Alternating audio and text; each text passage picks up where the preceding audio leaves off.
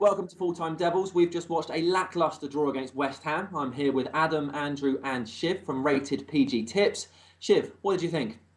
Yeah, I was pretty happy in the end actually just to get a point out of that because I thought for most of the game West Ham were probably the better side. So pretty poor display in the midfield region, I would say. Didn't really keep the ball well, and yeah, to get a draw out of that game was pretty lucky in the end. I thought West Ham could have easily won that game. I thought Carrick was one of our better players. I mean, he gave the ball away a few times, but he was one of our more composed players on the ball. I think Rooney gave the ball away a lot, which didn't help. And he kind of got in Kagawa's way a little bit, which I've said in the past can be a problem when we play Rooney, Kagawa, and Van Persie. We lacked fluidity today. We had a little spell just after our goal where we looked like we might score again. But all in all, it was a poor performance. It has its positives. Raphael was excellent today, despite being at fault for their first goal, I felt. But, it was a bad day today. So on to the next one. 2 wins and it's the league title's ours. So it's not all doom and gloom. West Ham's tactics were obviously to be very physical, and it was a big match for David De Gea, Andrew. Yeah, it was. I think it was a bit of the Andy Carroll show, wasn't it? To be honest with you, and it can be that way with big forwards. Everyone looks at technically gifted, smaller, quicker players, but really, when you've got someone who's 6'4" and who can fly through the air, almost twice his own height in the air, it's hard to stop someone, playing their game when they're on form like Andy Carroll is at the moment, and well, especially with him diving through De Gea's face that time. I think we did struggle with the physical aspect of West Ham, especially with Andy Carroll. I don't think we struggled as much with the aerial threat. I mean, Vidic was a force today, so was Rio. I mean, we just didn't play as well as they did. I think on the Andy Carroll point, he could have got sent off for that challenge on De Gea. I mean, if that was a tackle with his feet and he was that late, he would have been sent off. So, I don't see why he wasn't at least carded for that. But, on a whole, I think we handled the aerial pressure from Andy Carroll well.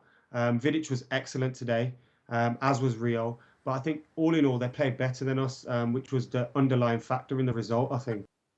Yeah, I agree. I do agree with that, but it's not just about winning it down the middle. You know what I mean? He did show himself all over the pitch, Andy Carroll. He stopped one off the line that Giggs put in that Hernandez was just about to put in the back of the net, and he was there straight away. He had a great game today, Andy Carroll, and I thought his presence all over the pitch was brilliant. And I think we did struggle to deal with him. We did well. We did enough in the end, really. But I think we did struggle at times to deal with him. I think he was a bit of a force today. West Ham looked pretty good on the counter as well. They seemed to be passing it around better than we did in midfield for most of the game. So it just seemed like we weren't all there. I really think that we lost that game. Well, drew that game due to our players in midfield. I mean, guys, come on. We sound all depressed and stuff. I mean, we are 6 points away from a title, 6 games to go. I mean, it's all doom and gloom at the moment. We've got 4 points out of 2 very difficult away games, Stoke and West Ham. So, I mean, 6 points to go. It's not that bad. I mean, I'd sound a bit more delighted at the fact that, it's 6 points to go until we win a league title. So, although the good point was we were 2-1 down, we weren't playing well, we got a draw, but 6 points to go, lads. Let's sound a bit more happy. Yeah. I think it's the attitude that more of us need to take. Moving on to next week, a game that could actually win us the title if Tottenham do us a favour at City. Shiv, talk us through your team. So I'll probably actually make one change here. I put Evans in the starting 11. I probably would go for Vidic now because he had a really good game today. But yeah, 4-2-3-1 side with Cleverley. I probably wouldn't pick him as well. But I've got Cleverley and Carrick as 2 holding mids. And then I've got Kagawa down the middle behind Van Persie. And then Rooney down the right-hand side there. And Ashley Young down the left-hand side. Why Ashley Young ahead of Nani or Valencia at the moment? Well, Nani's been pretty poor throughout the season, so I'd probably pick Young over him. And Valencia, I know he got a goal today, but again, he hasn't been great throughout the season. He didn't really do much throughout the game, in my opinion. So it's really whoever you want to go for out of those 3. I don't really have a preference, so decided to go for Young in the end. Andrew, talk us through yours.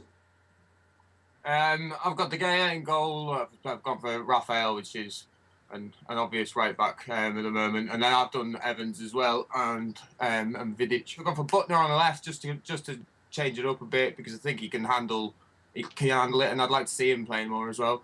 I've gone for Young on the left because I like to see people playing against their old sides. To be honest with you, I think they always do a good job. I've gone for Cleverley in the middle because I've really enjoyed Cleverley's performances this season. I think he's a brilliant character, a rock. And then I've got Welbeck because I just admire his work rate. I think he's fantastic. And Rooney. And I'd like to give Robin van Persie a bit of a rest for Arsenal. I think both teams. I think we're kind of looking to change the defence a bit. I mean, we're bringing in Butner.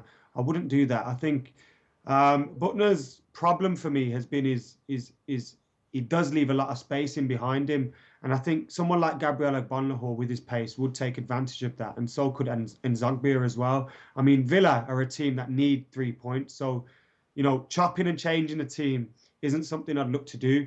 Also, we've got until Monday as well, so it's an extra couple of days. I'd look to bring in Welbeck for this game and Cleverley because I think against a young Villa side, Cleverley and Welbeck can link up well against people that are pretty much their age and bring a bit of youth and athleticism to the game that we were missing today. We were missing that speed of thought that Cleverley and Welbeck do have. I'd play Rooney as well. And maybe, as you said, rest Van Persie for the Arsenal game. But I wouldn't look to change the team too much. We still do need these 2 wins. As I was saying earlier, it's good to be jolly about it, but it's business as well as usual. We do need these 2 wins. Villa's one of our last couple of home games. I think we've got Villa and Swansea now. So it's best to just tick these off at home, get out a good team, and get the win. So I'd go for a strong side, and I wouldn't look to bring in Butner or Evans for this game. But apart from that, the teams are pretty much all right. I think you're being a bit unfair on Nani as well. I think he hasn't just missed games this season because of his form. He's missed games because of his fitness as well. And I think on his day, he is our best winger. Ashley Young isn't that much better than Nani, to be honest. And he hasn't performed better than Nani. So I'd play Nani and one of Valencia or Young, although Kagawa could play out there as well. So, I wouldn't look to chop and change too much as a whole. I think it's the same story with the defence, though. I mean, you could say Evans has played amazingly this season. So why keep him out as the same point? It is a good point. Evans has played very well this season, and I'm a big fan of Evans. But I just think there's no one better than Rio and Vidic at United. So play them. Okay. So moving on, Shiv, what do you think then? Prediction? I reckon it's going to be 2-0 to United. I just feel that with the draw today, I think they'll have a bit of a kick up their backside and might get a couple of goals there. Don't think it'll be like a 3-0 or a 4-0, but I reckon we'll get a comfortable 2-0 win. Yeah, well, fingers crossed. Yeah. Adam? I think we'll win 2 or 3-0. Villa are a good team, good young side, although they are in a bad position. But I do think we will win 3-0. And I'd like to see Danny Welbeck get on the score sheet, to be honest. I'm glad you put your money on the line and actually stuck to a score rather than going for the 2 or 3 or 1 or... Yeah, nice. And Andrew, what do you think? I think 2-1, unless Ferguson goes for my lineup, and then 3 or 4-1. I'm going to agree with Shiv and go for 2-0. So thanks for watching. Thanks to the boys for joining me and Shiv from Rated PG Tips. Make sure you subscribe there and subscribe to us as well. And that is all.